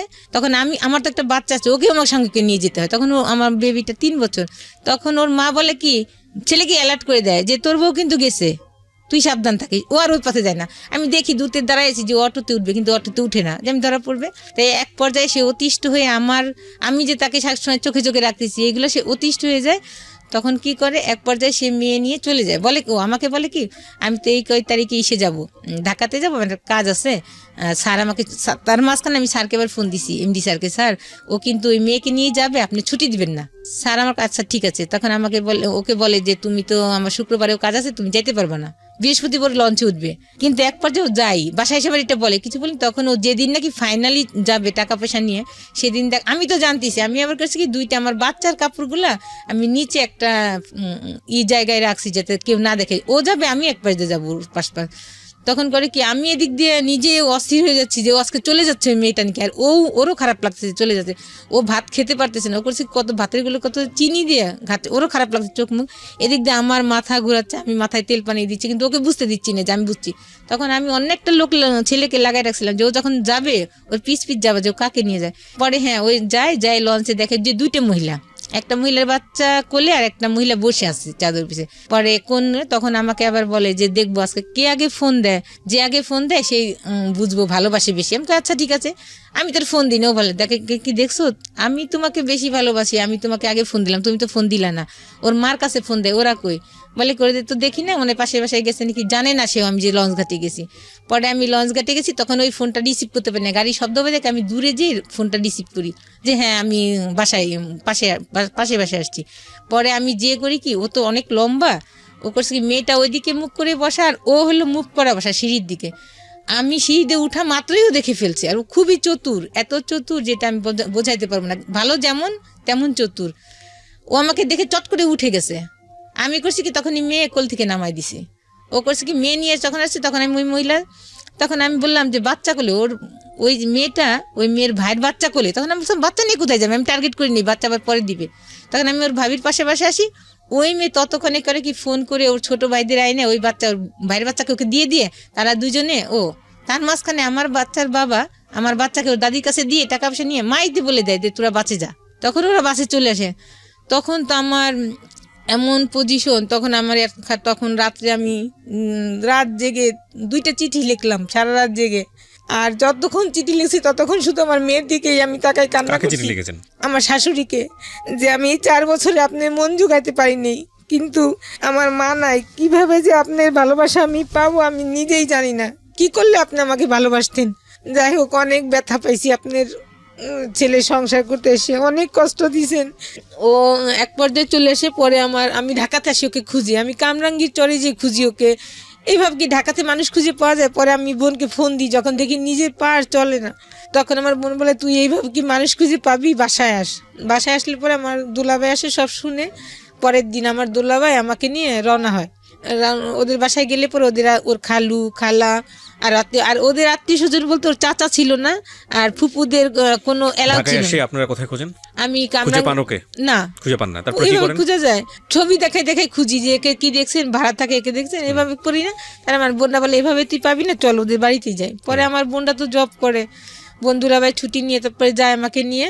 পরে ওদের আত্মীয় স্বজন বলতো মামারা, খালি খালারা ছিল, ওদের ফেভারে কথা বলে, ওর মামাদেরও এত অ্যালাউ করতো না মামা। পরে আমি আমার বোনকে নিয়ে আবার ওদের বাড়িতে যাই। পরে এক পর্যায়ে আমি যাই না, আমার বোনের বাসায় থাকে। আমার বোন আবার ওদের থ্রেট করতে থাকে যে আমার বোনকে তোরা কোথায় গুম করছিস, বের কর, নাহলে তোদের নামে আমি কেস করব। এক পর্যায়ে তাহলে ওর মা ফোন করে ছেলেকে বাড়িতে আনে। ও বাড়িতে আসার পর আমাকে একটা মেসেজ দেয়, তোমার সংসার তোমারই রয়েছে, আমি বাড়িতে ফিরে এসেছি, তুমি আসো। পরে আমার বোনটা আমাকে নিয়ে যায়, সকালে আমরা পৌঁছানোর পরে এক পর্যায়ে অনেক আমাদের আত্মীয় স্বজনও যায় ওইখানে, পরিচিত সবাই, আমার দুলাভাইয়ের যারা সার্কেল ছিল তাদেরকে নেওয়া হয়। ওদের আত্মীয় স্বজন আসার পর অনেক জ্ঞানজাম হয়। এক পর্যায়ে ওরা আমাকে ছাড়ানোর জন্য টাকা পয়সাও রেডি করে রাখছে ওর মা, আমরা সেটা জানি না। তখন এক পর্যায়ে আমার দুলাভাই ওকে গায়ে হাত দিতে যায়, এত বড় বিয়াদব একটা বাচ্চা আছে যেখানে, সেইখানে আমি বলি কি ঠিক আছে। পরে আমি আমার এক আত্মীয় ছিল মুফতি, তখন আমি বলি ভাই ওই মেয়েকে কিভাবে ছাড়ানো যায়। তখন বললে যে কি একটা দোয়া ছিল যিনি মুত্তাকিলা মুফাসসিল না কি বললে আমার নাম ধরে, তাছাড়া যত স্ত্রী থাকবে তালাক হয়ে যাবে। তখন আমি ভুল করছিলাম যে এটা যদি করে সে তাহলে ঠিক আছে আমি মানবো। পর এটা করার পরে সকালে শুকুর আলহামদুলিল্লাহ আমি সংসারে থেকে যাই। আমার বোনরা চলে আসার পরে একদিন থাকে বাসায়, তারপরের দিনই করে কি সে বলে যে আমি নল সিটিতে কাজে যাচ্ছি। ওর মা বলে ও কি কাজে যাবে না, তার মিথ্যা কথা বলে কাজে। আর ও করতো কি তখন বাসায় আমাদের দোতলায় থাকতো না, 3তলায় বেশি সময় কাটাতো, কারণ ওইখানে তো অবাধে সে যাত্রা করতে পারবে না, তার কোনো কেউ বাধা নাই।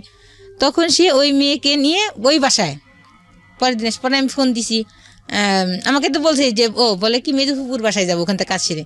পরে আমি ফোন দিছি মেজো ফুপু ও কই, নিপাকে ওর সাথে পাঠাই দিন। বলে কি যে কেন কীভাবে তো আসে নাই, আমাকে কেন যায় নাই। পট করে উনার মেজো ছেলে এসে ফোন ধরে, হ্যাঁ ভাবি, উনি আমার ভাসুরি তো, কিন্তু ভাবি বলতো হ্যাঁ ভাবি ও তো আমাদের বাসায় আজকে যাবে না কালকে। আমি কই করে এক্ষুনি বাসায় পাঠান, আসলে মিথ্যা, পরে আমি আর কিচ্ছু বলিনি। ও তখন আমি বাসায়ও রান্না করে মনে উপরে খাই, এর ভিতরে তো বাচ্চা দাদি যা তা খেতে দিতে এই যে আজে বাজে কথা বলে, তারপরেও আমি তো না খাওয়ার মতোই হয়তো বা যখন পারি না তখন একটু যে পানি কোনো রকম খেয়ে আসি। তারপরে করি কি তখন আমার মাথায় আর কাজ করে না যে আর ওকে সময় দেওয়া যাবে না, ওর সংসার আমাকে আর সম্ভব না। তখন আমি বাইরে যে গ্লোভস কিনি হাতের, একটা কাগজ কাটে যে ধারালো ব্লেডের মতো নিয়ে আসে, ওই চাকুটা কিনি। কিনে প্ল্যান কি ছিল আপনার? প্ল্যান ছিল যে আমি যখন ওর সংসার করতে পারলাম, কোনো মেয়েই জানি সংসার করতে পারে না, এটাই আমার মাথায় ছিল মানে যে ওরা একটা এমন ব্যবস্থা করবে হ্যাঁ, যাতে করবো, করে যাতে ও আর কোনো মেয়ের জীবন নষ্ট করতে না পারে। তখন এক পর্যায়ে ও পরের দিন রাত্রে আসে, আমি তো রেডি হয়ে বসে আছি, আমি বাসায় রেডি থেকে ও বাসায় আসে, আসার পরে উপরে দুজনে একসঙ্গে খাই। আমি কোনো কথা অন্য দিন কিন্তু অনেক ঝামেলা করি কোথায় গেছিলে, কিন্তু ওই দিন কোনো কথাই বলিনি। বাসায় আসার পরে আমার বাচ্চার দুধ ছিল, গুঁড়ি দুধ, ওটা আমি করি, আগেই ঘুমের ওষুধ আমি গুঁড়ি করে রাখার পরে ওর দুধে মিলাই, ওর কাপটা আমারটা মিলাই না। তখন আমি বলি ও এই খেতে চায় কাজটা না। করলে যে আপনার একটা ভয়ঙ্কর বিপদ হতে পারে, ওইটা আমার তখন মাথায় কাজ করে নাই যে মানুষের এত যন্ত্রণা। শুনেন, একটা এর মাঝে অনেক কথা গেছে।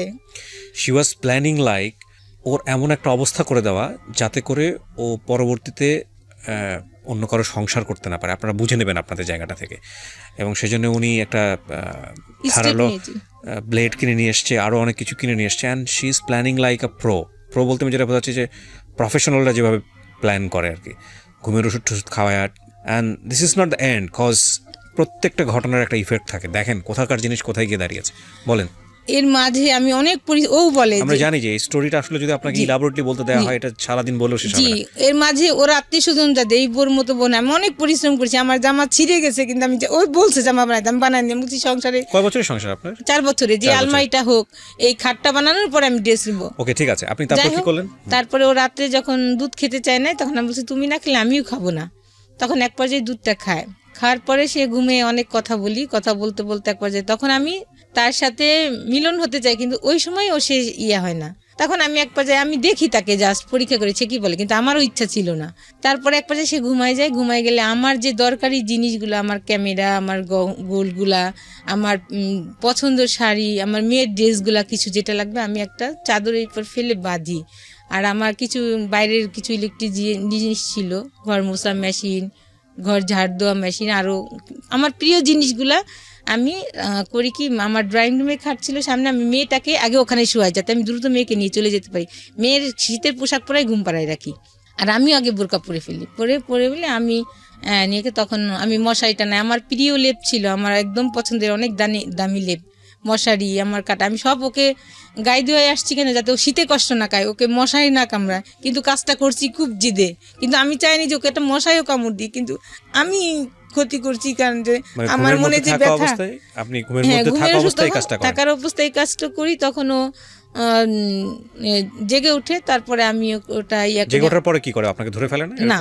ও চিৎকার করে না বেশি, যাই হোক। তখন সাথে সাথে আমি আমার ওইটা ছুরিটা আমার হাতেই থাকে, আমার মেয়েকে আমি নিয়ে আসি। ওর মোবাইলটা আবার আমার কাছে ছিল, ওর মোবাইলটা আমি ড্রয়িং রুমে পড়ে যাই, আমার কাছ থেকে পড়ে গেলে আমি মেয়েটাকে, তখন আমার জুতাও পরার আমার ছিল না, মনে ছিল না, আমি নিয়ে চলে আসি। তখন অনেক শীত ছিল, 28শে ডিসেম্বর 12 সালের।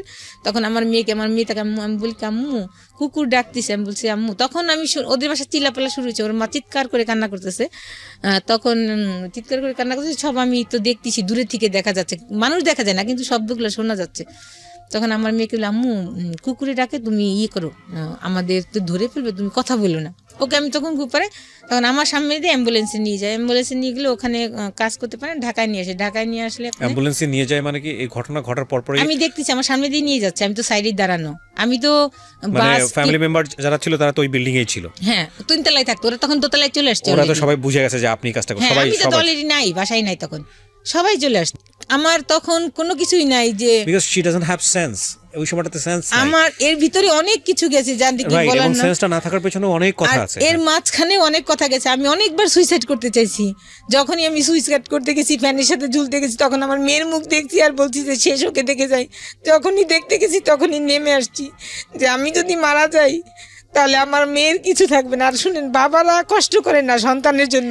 আজকের এই গল্পটা যারা দেখছেন ভিডিও, তাদের শুধু একটা কথাই বলবো, যারা এরকম ডিসিশন নিতে যাচ্ছেন, এত শর্ট টাইমে পরিচয়, সেটা ছেলের দিকেই হোক বা মেয়ের দিকেই হোক, আজকের এই গল্পটা শুনে দেখে তওবা করেন। Don't do this boss, cause it's not your decision, it's a family decision. বিয়ের পরের জীবনটা যে আসলে কি বিয়ের আগের টের পাওয়া যায় না, এবং এই সিদ্ধান্ত কোনোভাবেই ইমোশনালি, শুধু ইমোশনালি দুজন মানুষকে ভালো করে না জেনে, দুটো পরিবারকে ভালো করে না জেনে নেওয়া উচিত না, উচিত না, উচিত না, উচিত না। একেবারে আমৃত্যু পর্যন্ত আমি এই কথাটাই বলবো, যতদিন রেডিও প্রোগ্রাম করবো। Do not do this, do not do this, do not do this, please. তারপর কি হলো? তারপর ওকে নিয়ে ঢাকাতে আসে, ওই দিনই আমি অনেক কুয়াশা থাকে ওই দিন, আমি আমার বোনের সাথে কন্ট্যাক্ট হয় শুধু, আর কারোর সাথে আমি কথা না বলে ফোনের সাথে কন্ট্যাক্ট করি, ফোনটা অফ স্টপ করে দিই। তারপর একটা অটো আমাকে একটা আমার জায়গাটার নাম মনে নেই, বাস স্টপিটে আমাকে রেখে যায় আমার বাচ্চা সহ। তাকে আমি অনেক শীত, আমি বসে থাকি, কেউ থাকে না, গার্ডরা থাকে, ওখানে বসে থাকি। তারপর একটা সকাল 6টার দিকে বাস আসে, একটু দেরি হয় বাস আসা, কারণ কুয়াশা ছিল অনেক। আসলে পরে তারপরে আমি গাজীপুরে যাই, গাজীপুরে আমার বোনের ওখানে বাড়ি আছে, ওখানে যাই আমাকে রাখে প্রথম। পরে আমার বোন ওই দিনই ওই ওই ওই ঘটনাটা সবাই জেনেও ফেলছে, পুরো এলাকায় জানাজানি হয়ে যায়। জানা হয়ে গেছে। পরে আমার ফ্যামিলিতে জানছে, আমার বোনাই তো অনেক রাগারাগ আছে, কিন্তু আমার বোনাই রাগ মানে এদিক দিয়ে রাগারাগ কিছু, কিন্তু আমার বোন বলতেছে আমার বোনকে আগে বাঁচায় আসি যেটা হোক। তখন আমাকে গাজীপুরে তার বাড়িতেও রাখে নাই, পাশের সাইডে একটা ভাড়া করে রেখেছে। তখন অনেক দিন ওখানে ছিলাম, প্রায় 15 দিন। আমার বোন গাড়িতে করে খাবার দাবার সব পার্সেল দিছে। যখন রাতে কুকুর ডাকতো, আমার মেয়েকে আমি বুকে জড়াই ধরে রাখতাম, মানে এইভাবে পুলিশ আসতো, খালি সারাদিন এটাই মনে হতো।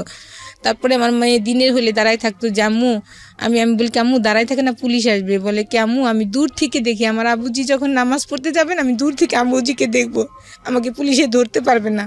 আর যাকেই দেখতো তাকেই বলতো যে তোমরা কি আমার আবুজিকে দেখছো। ততদিনে কি মামলা হয়ে গেছে আপনার নামে? আপনি কিছু জানেন যে পুলিশ বা এরকম? হ্যাঁ হ্যাঁ, আমাদের বাড়িতে পুলিশ গেছে, আমি তো সংবাদ পাচ্ছি, আমার ফোন স্টপ করে ফেলেছি। পরে যে মানে ওরা তখনই মামলা করে দিয়েছে বিষয়টা নিয়ে? তারপরের দিনই 29 ডিসেম্বরই তারা মামলা করে দিয়েছে। পরে আমার বোন, আমার মেয়েটা টাইফয়েড হয়ে গেল বাবার টেনশনে, জ্বর হতে হতে পরে আমাকে ধানমন্ডি ক্লিনিকে আমাকে মেয়ে নিয়ে ভর্তি করলো। এর ভিতরে আমার বোনের ছেলে কেউ আমার সঙ্গে যোগাযোগ করে না, বলে যে ও যেন বাসায় উঠতে পারে না, এমন একটা কাজ করছে। দেখা যেত বিয়ে করছে আর অন্য পোষে যাওয়া যেত। তখন এক পর্যায়ে আমার বাচ্চাটার এত খারাপ অবস্থা, অ্যানালোকে সে দিতে দিত না, ইঞ্জেকশন দিতে দিত না, স্যালাইন দিতে দিত না। তখন ডাক্তাররা পাশের রুমে যেয়ে বলতো যে আমি তোমার আব্বুজি চকলেট নিয়ে আসতেছি, তুমি স্যালাইন না, আমি এক্ষুনি আসবো। এইভাবে ডাক্তাররা অন্য পাশে যে ফোন দিলে কথা বললে সে দিতে দিত। তারপরে এক পর্যায়ে আমার বোনটা কান্না করে যে ওর মেয়েটা মারা যাচ্ছে আর তোমরা যাও না। তখন আমার ভাগ্নিটা মেডিকেলে পড়ে, তখন তারা যায় সবাই। আপনার মেয়ের যে অনেক ধরনের সাফারিং এর মধ্যে দিয়ে যাবে পুরো লাইফে, সেটা আমাদের দর্শক যারা আছেন, আমরা যারা আছেন সেটা জানি, কিন্তু এই ঘটনার প্রেক্ষাপটে আপনাকে কি কি ফেস করতে হলো সেটা হচ্ছে আমাদের কনসার্ন এখন। আপনি এই ঘটনার পরে এক অর্থে পলাতক অবস্থায় আছেন, ওনারা মামলা করে দিয়েছে আপনি যেটা বললেন। তারপর আপনার ঘটনাটা কি দাঁড়ালো? পুলিশের কাছে অ্যারেস্ট হওয়া বা অন্য? পরে আমার বোনরা হাইকোর্টে আমাকে নিয়ে যে আমার বাচ্চা সহ আমরা ছিলাম যাবিন। তখন হাইকোর্ট কি করলো, 2জন জাজেস ছিলেন, জাজেস 2জন আমার বোন 2জনকে দিলেন জামিন, আমাকে দিল। ও মামলায় আসামি কয়জন করেছিল? 3জন। আমার 2 বোনকে বলছে তারা সহযোগিতা করে নিয়ে আসছে, এটা বলছে। আচ্ছা আচ্ছা, তো আপনার 2 বোন ছিল প্লাস হচ্ছে আপনিও ছিলেন, 3জন আসামি ছিল। হ্যাঁ হ্যাঁ, আমি 1 নম্বর, তারা 2 নম্বরে। তখন জাজেস আমাকে দিল না। তখন আমার বোনরা বললো যে আমাকে সাজেস্ট করলো যে দেখ তুই তো ভুলের বশত, আসলে আমরা তো জানি যে তুই কষ্ট করে কাজটা করে ফেলেছিস, মানে সহ্য কোনো নারী এমন সহ্য করতে পারে না, তারপরেও তো একটা গুনার কাজ হয়ে গেছে, অন্যায় হয়ে গেছে, এখন তুই স্যালেন্ডার কর। শেখ হাসিনা খালেদা জিয়াই যখন জেলে গেছে, আর তোর তো কোনো ব্যাপারই না, তুই যা করার আমরা আছি পিছনে, আমরা তোর সাথে আছি, তোকে আমরা ফেলবো না। এমনি করে আমার বোন অনেক করেছে আমার জন্য, আমার গায়ের চামড়া দিয়েও যদি তাকে জোতা দিই সেটা অন্য হিসাব। আপনাকে তারপরে কি হলো? তারপরে আমার বোন, আমি কোর্ট স্যালেন্ডার করি। কোর্টে সারেন্ডার করেন আপনি? কোর্টে স্যালেন্ডার করি, যে আমাকে কাস্টডিতে দেয় অনেক উকিল, কিন্তু ওদের সিটি, ওরা সবচেয়ে হাই লেভেলের লয়ারকে দাঁড়ায়, 10 জন 12 জন করে দাঁড়ায়, আর আমার সে 2 জন গেছে, আমার বোন চিনে না কোন লয়ার ভার কোনি, তখন আমাকে দেয় না। তখন সব কেসেই সাক্ষী আছে ওর মা ভাই প্লাস যত উকিল হবে, ওর প্রসঙ্গ নেই বলে বলে সবাই তো জানে এটা। তাহলে কিন্তু আমি চিৎকার করি, ম্যাজিস্ট্রেট বলি স্যার আপনি নিজে চোখে দেখেন। পরবর্তী নেক্সট একটা ওখানে একটা দাঁড়াই আছে যে 205-এ, যে সচক্ষে দেখেন, কিন্তু ম্যাজিস্ট্রেট এই কাজটা করে নাই। বলে কি যে প্রমাণ এবং সাক্ষ্যাদি কাগজপাতি দ্বারাতে বোঝা যায় যে মানে এক পর্যায়ে যখন সাক্ষী চলে আসে, লিখিত সাক্ষী, সবাই বলে নাই, খুঁজে পায়নি, কেউ বলে অর্ধেক, সেটা তো অন্য হিসাব। মেডিকেল ট্রিটমেন্টের রিপোর্ট, মেডিকেল ট্রিটমেন্টেও বলে যে নাই, কিন্তু ওরা টাকা দিয়ে এটা করেছে। দেখেন বাংলাদেশে কি হতে পারে না, কিন্তু একটা মেয়ে মানুষের জীবন কত নষ্ট করে দেয়। এক পর্যায়ে ও নিজের মুখ দিয়েই বেরোয় যায়। ও যখন দিতে যায়, সাক্ষী দিতে যায়, যে ও ও তখন ভিকটিম সাক্ষী দিবে যে আমারটা নাই, তখন আমার লয়ার বলে যে আপনি এক বাক্যে উত্তর দেন, কি প্রস্রাবের সাথে প্রস্রাব করেন? তখন বলছে ও হ্যাঁ। তখন বলে তাহলে আমার একটা কথা বলেন, 10 আনি আপনি আছেন না 12 আনি 16 আনি ভালো আছে? তখন ও বলে যে না আমার 12 আনি ভালো আছে। তখন আমার লয়ার বলে যে মিথ্যা। তখন সারা কোর্টে একটা হইরই পড়ে যে এতগুলা সাক্ষী হলো শেষ সাক্ষী, সবাই বলছে যে নাই খুঁজে পায়নি। আর এত বছর 2 বছর অলরেডি, তখন 2-3 বছর চলে যায় কেসটার, 5 বছর ঘুরছে এই কেসটা। আপনি জেল খাটেন কতদিন? আমি প্রথমে কাস্টডিতে আমাকে 9 মাস আমাকে জামিন দেয় নাই যে নাই, তখন আমাকে তো 9 মাস আপনি একটানা জেল খাটেন? হ্যাঁ।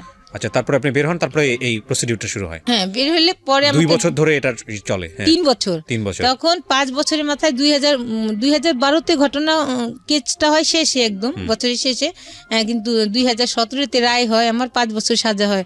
ওই সময় আপনার লোয়ার কোর্টে 5 বছরের সাজা হয়ে যায়? জি, হইলে পরে তখন আমাকে ওইখানে আমার যে পরিচিত মানুষ, আমার ভাই বোন সবাই জব করেন, যার যার সংসার নিয়ে দৌড়াতে পারে না, তখন আমি ওইখানে পরিচিত যে ছিল, জেলের ভিতর যে পরিচয় হয়েছিল, ওরা তখন মাদকের ব্যবসা করতো, কিন্তু ওরা মানুষ ভালো ছিল, তাদের সাথে একটা আমার পরিচয় হয় ওর ভিতরে। জীবনে কোনোদিন ভাবছেন জেল খাটবেন? না, কিন্তু আমি আসলে দেখি শুধু খারাপ মানুষই যেন, অনেক মানুষ ওইখানে কেউ কেউ আছে। 14 দিনের রেজাল্ট দেখেন, 14 দিন। বললাম না, আজকে যারা শুনতেছেন, this is not the first time. আমি আমার লাইফে এই রেডিও 13 বছর ধরে রেডিও ক্যারিয়ার আমার, আমি প্রায় 9 থেকে 10 বছর শুধু এই অনুষ্ঠানগুলোই করি, 9 to 10 ইয়ার্স। কত মানুষের জীবন গল্প যে আমি শুনেছি, আমার খালি মোস্ট কেসেস যেটা মনে হয়েছে যে মেয়েদের ক্ষেত্রে সবচেয়ে বড় যে সমস্যাটা, সেটা হলো ইমোশনাল হয়ে বিয়ে করা। মানে এটা যে কী করতে পারে একটা লাইফকে। কত কেস যে আমি উপস্থাপন করেছি। আমি শুধু একটা কথাই বলতে চাই, মেয়েরা বেশি ভিকটিম হয়, বাট ছেলেরাও ভিকটিম হয়। Please do not do. প্রেম আসতে পারে, কিন্তু বিয়ের সিদ্ধান্তের জায়গাটা এরকমভাবে নিয়েন না, কজ জীবনটা যে কত কঠিন, মাই গুডনেস। ভদ্রমহিলা আরও কি বলে শোনেন। হ্যাঁ, তারপর যেদিন সাজা হয় সেদিন ছিল বৃহস্পতিবার, আমি রবিবারে কোর্ট সিলিন্ডার করি, ওনাদের কাছে টাকা পয়সা দিই যে 30,000 টাকা দিই যে আপনি আমাকে হাইকোর্ট করেন, বাকি টাকা আমি দিব। তারপরে 5 মাসের মাথায় আমাকে হাইকোর্টে থেকে জামিন দেয়। জজ কোর্টে থেকে আমাকে দেয় না, আমাকে তো মেট্রো কোর্টেতে সাজা হলো, জজ কোর্টেতে আমাকে দেয় নাই। কিন্তু আমি জজ কোর্টেতে কিন্তু 5 বছরের সাজা আমি জজ কোর্ট থেকে পেতাম, আমাকে দেয় নাই জামিন। পরে আমাকে হাইকোর্টে থেকে জামিন দিলে জজ কোর্ট থেকে আমি চলে আসি। পরে ওই সময় আমি যখন জেলে ছিলাম 5 মাস, ওই সময়টা আমার বাচ্চা পানিতে পড়ে গেছিল, তখন আমার বাচ্চা সাঁতার জানতো না, আজকে আমার বাচ্চা এই পর্যায়ে থাকতো না। আমাদের একটা ভুলের কারণে, একটা নারী হয়ে নারী সংসার এবং আমাদের সন্তানগুলো শেষ। আপনি বারবার নারীর কথা কেন বলছেন বলেন তো? আপনার যে জামাই, হ্যাঁ পুরুষ, আপনি তার কথা কেন? ওই নারী যদি না জেনে শুনে আসতো তাহলে আসতো না আমার কথাটা। এটা আপনার 100% ভুল ধারণা। এই চিন্তার জায়গা যদি আপনি ডেভেলপ না করেন, তাহলে হয়তো আপনার জীবনে আবারও ভুল হবে, আল্লাহ মাফ করুক। প্রথম কথা হচ্ছে যে আমার চারপাশে তো ভুল করার মতো অসংখ্য এলিমেন্ট আছে। তো তার মানে কি বিষয়টা এরকম যে আমি ভুল করব, কেউ একজন এসে আমাকে জোর করে ভুল করাচ্ছে? আমরা তো সবাই অ্যাডাল্ট। মেয়েটার দোষ দিয়ে লাভ কি? আপনার হাজবেন্ড তো থাকা অবস্থায় গেছে, যদি আপনার কথা সত্যি হয়ে থাকে, তো দোষটা আপনার হাজবেন্ডের। আল্লাহ পাক আমার ইবাদত কবুল। আর আপনাদের ইন্টারনালি কোনো প্রবলেম ছিল কি না ছিল সেটা তো আপনারা ভালো জানেন, আল্লাহ ভালো জানেন। সেটা ওইটা নিয়ে আমরা বরং ওই মেয়েটাকে দোষ না দিই। মেয়েটা যদি দোষ থেকে থাকে, তাহলে মেয়েটার চিন্তা করা উচিত ছিল যে হ্যাঁ, এই সংসারটা, একটা বাচ্চা আছে, এই সংসারটা টিকে থাকা উচিত। এটা আমি আপনার সাথে একমত। কিন্তু এটার মানে এরকম না, যদি আপনার হাজবেন্ডের স্বভাবই এটা হয়ে থাকে, তাহলে ওই মেয়েটা না থাকলে আরেকটা মেয়েকে সে বেছে নিত।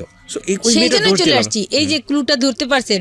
আমি তখন চিন্তা করলাম যে এই মেয়েটাকে আমি আত্মীয় স্বজন সব ঝামেলা করে ধরে কেস কাবারি দিয়ে আমি একে বাদ করতে পারি, কিন্তু এ আবারও যাবে। আচ্ছা, আমি যে প্রসঙ্গে জানতে চাই, আপনাকে 5 বছরে যখন সাজাটা দেওয়া হলো, আপনি হাইকোর্টে মামলাটা নিয়ে গেলেন, হাইকোর্টে নিয়ে আমাকে জামিন দিল। এখন জামিনে আছি আমি, এখনো জামিনে আছেন। তার মানে মামলাটা এখনো চলছে এবং এটা কবে নাগাদ রেজাল্ট আসবে, কি হবে না হবে আপনি জানেন না? জানি না। এমন হতে পারে যে আপনার সাজা হয়ে যেতেও পারে। আমার বহাল রয়েছে। তখন আমি এইবার চাইছিলাম যে আমাকে পার্মানেন্ট জামিন দিতে, কিন্তু পার্মানেন্ট জামিন আপনাকে দেয় নাই, আমাকে 1 বছর দিয়েছে। 1 বছর। তার মানে এই মামলাটা কত বছর যাবত চলছে? 2012 সালের ডিসেম্বর, 29 ডিসেম্বর থেকে। আপনি আমাকে সহজ কথা এক লাইনে বলবেন, প্রত্যেকটা মোমেন্টে মনে হয় না যদি 5 বছরের সাজা হয়ে যায় কি হবে মেয়েটার? হ্যাঁ, সবসময় মনে হয়। তার মানে উনি বাইরে আছেন, কিন্তু আলটিমেটলি ভেতরে, উনি মনের ভিতর থেকে উনি জেলে আছেন। আরেকটা যেটা কথা বলি, আল্লাহ সত্যই সবার জন্য আছেন। আমি সবসময়, আমি 5 ওয়াক্ত না, আমি বেশিরভাগ ওখানে যখন থাকছি শুধু জায়নামাজি আমার কাজ। আমাকে সবাই বলতো যে কে খালি জায়নামাজিই বসে থাকি। আপনিও তো মামলা করেছিলেন। হ্যাঁ, আমি নারী নির্যাতন এবং একটা আমার কাছে যৌতুক নিয়েছিল 2 লাখ টাকা আমার বাবা থেকে। সেটা ওই মামলা কি হয়েছে? ওরা চালাকি করে একসময় বলছিল আমাকে মাঝখানে যে তুমি কেসগুলো উঠে নিয়ে আমরা কেস উঠাবো। তখন আমি মিসিং এই ভুলটা আমি করি। তখন ওর আত্মীয় স্বজন বলছিল, যখন ওরা যেটা বলাইছিল যে সে কেসগুলো উঠে কাগজপত্র নিয়ে এসুক, আমরা মাঝখানে আমি সব কেস উঠাইছি, কিন্তু তারা কেস উঠাবে না। তখন বলে আমার বোনটা গেছে, গাড়ি নিয়ে গেছে, আমাকে নিয়ে গেছে। আর তখন তারা বলে কি ওরা যদি ওরা ফোনই স্টপ করে বসে আছে। মানে কেস তোলার পরে কি আপনারা ধরা খেয়ে গেছেন? হ্যাঁ, তখন আমি একটা পারিবারিক কেস এসে আবার দরখাস্ত করছি, যে তখন এটা উঠে নেই, দরখাস্ত দিচ্ছি যে নেক্সট তারিখে আসলে উঠবে। তখন শুধু ওই পারিবারিক কেসটা ছিল, আর যে আমার কাছে যৌতুক নিছে এগুলা আর উঠানো হয়ে গেছে। আচ্ছা, ডিভোর্সটাও হয়ে গেছে আপনাদের? যে ডিভোর্স ওরা এই যে কিছুদিন আগে দিয়েছে। জি জি। This is really touchy story এবং সহ্য করার মতো না। উনি যে গল্পটা আজকে মুখ ঢেকে এখানে বলেছেন, ওনার গার্ডস ছিল পুরো সমাজকে ফেস করার, কিন্তু ওনার মেয়ের কথা চিন্তা করে উনি আজকে ফেসটা দেখান নাই। মেয়ের সামাজিকতা, মাশাআল্লাহ, she has a cute baby, বেঁচে থাকার একটা অবলম্বন তার কাছে আছে। কিন্তু জীবনে একটা ভুলের জন্য পুরো জীবনটা কোথায় চলে যায় আপনারা চিন্তা করে দেখেন।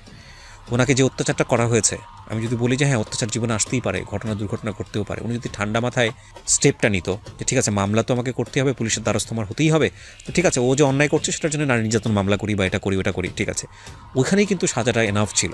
কিন্তু উনি না করে নিজে এই ধরনের একটা কাজ করেছে জিঘাংসা থেকে, যে না আমার সংসার যেহেতু হলো না, ওরা এমন একটা ব্যবস্থা করে দিব যাতে করে ও অন্য কোনো মেয়ের কাছে যেতে না পারে। এবং সেটা সে করার স্টেপ নেওয়ার পরে ওনার লাইফটা পুরোটাই বিকলাঙ্গ হয়ে গেছে। শুধু এটা তো আপনারা পরিণতি দেখলেন, আমি একটা কথাই বলতে চাই যে এটা হয়তো 5 বছর জীবনটাকে একটা ব্র্যাকেটে ফেলে দিয়েছে, আসলে কি হবে না হবে উই ডোন্ট নো। কিন্তু আপনি একটা জিনিস চিন্তা করে দেখেন তো, উনি যতদিন পৃথিবীতে বেঁচে থাকবে, ওনার সামাজিকতার জায়গাটা, ওনার ঘরে একটা মেয়ে